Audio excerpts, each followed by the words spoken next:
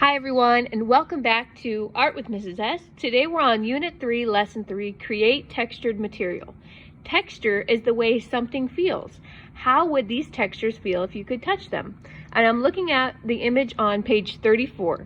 So there might be some that are bumpy or rigid. There might be some areas that are smooth. And we're going to be creating textures of our own today. So what you're going to need is some paper.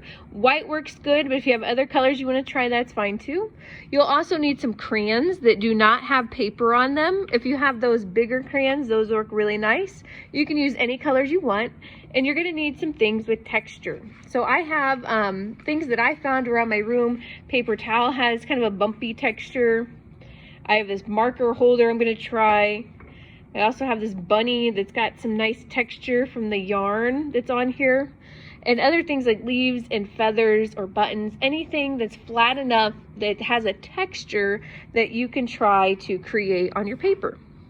Now how you do this, you're going to want to take your paper and put it on the surface that you're going to use to make that texture. So I'll lay it right on top of there and I can press. I'm trying to press hard so I can get some of those bumpy kind of waffle patterns, I call them, in there, and creating a texture. I can move that to the side. You can try another texture. This takes a fair amount of exploring and kind of looking for different things. Ooh, that kind of looks like that too. This one kind of goes rigid. This looks scaly.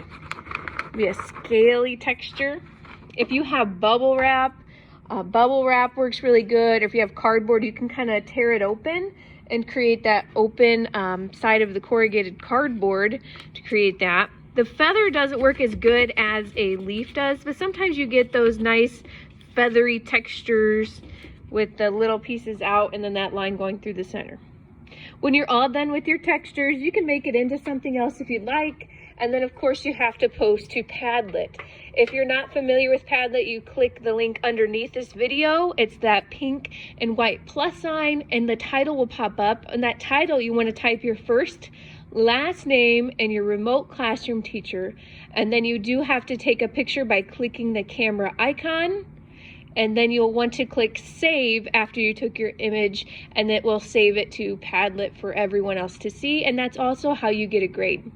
If you're having issues with your camera, you might have to go into settings and check that Padlet is able to take pictures. If you're not sure, you might have to call the help desk or technology for those. And then there's other ways too. If you can't get that to work and you've called the help desk, you've called technology, feel free to email me if you have any questions. Thanks for joining me today. I can't wait to see all of your awesome textures.